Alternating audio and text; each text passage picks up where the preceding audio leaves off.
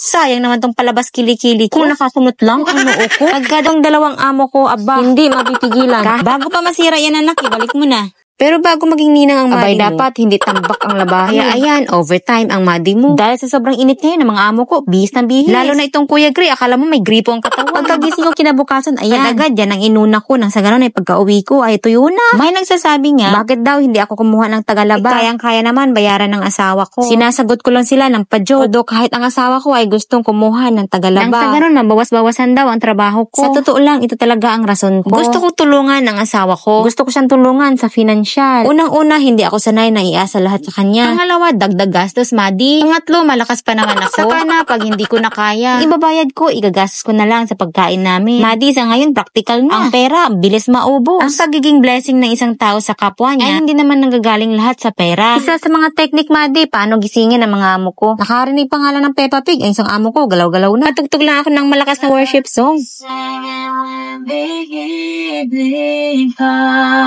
Maya-maya, gising na sila. Agad-agad ay gumayak na kami. Pagkatapos ng ispadahan, umalis na din kami. Unang beses na makaka-attend sila ng binyag. Kaya excited ang madi mo kung ano maging reaction nila. Pasakay pa nga lang kami, nag-uumpisa na. Nakakunot ang noo ng madi mo.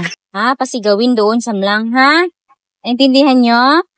Sayang naman tong palabas kilikili ko. Kung nakakumot lang ang noo ko. Pagkadatingan namin ay nagsimula na. Spotted agad ang magiging inaanak ko. Bali anak pala siya ng kaibigan ko nung high school. Nakakatuwa pala no ang pakiramdam na yung mga kaibigan mo nung high school ay kaibigan mo pa rin hanggang ngayon. Pagkababa pa nga lang namin ng tricycle, spotted na agad ng amo ko itong cotton candy. Maya-maya ay nagsimula na. At pagkatapos dumiretso kami sa bahay ng kaibigan ko. At itong dalawang amo ko, aba, hindi mapipigilan. Kahit tirik ang araw, hinayaan ko na. Nang sa ganon, ma-enjoy naman lang nila ang paglabas namin. Bay, kahit kakabihis lang, basang-basa na naman ang mga damit. At dahil ngayon lang kami nakalabas ng mga amo ko, nang kami lang, susulitin ko na. Pero bago ko gagawin ang makapagpapasaya sa kanila, namili muna ako ng mga kulang sa tindahan. Aba naman, hindi pwedeng mabili ng pagkakakitaan. Sayang benta. At dahil asar talo sa laro namin si Kuya Gray, eto, bibigyan ko siya ng regalo. Bilang isang magulang, napakasarap sa pakiramdam na mabigyan mo ng mga ganitong bagay ang mga anak. Kaya talagang nagsusumikap din kami dalawa ni tatay. Alam ko, pag nakita to ni tatay, ang saya-saya no. Dahil isa ito sa mga gusto niyang gawin ko para sa mga anak namin. Hindi magkantawang gagang amo ko. Sa kakapili, akala mo naman pagbibigyan sa lahat ng gusto. Minsan ko lang naman sila bilhan ng mga gusto nila. Kaya nang malaman nila na kami ay pupunta sa toy store, abay galak na galak. Bago pa masira yan anak, ibalik mo na. Hindi bayaran? Bakit man? Hindi tayo pauwiin kung hindi bayaran yan.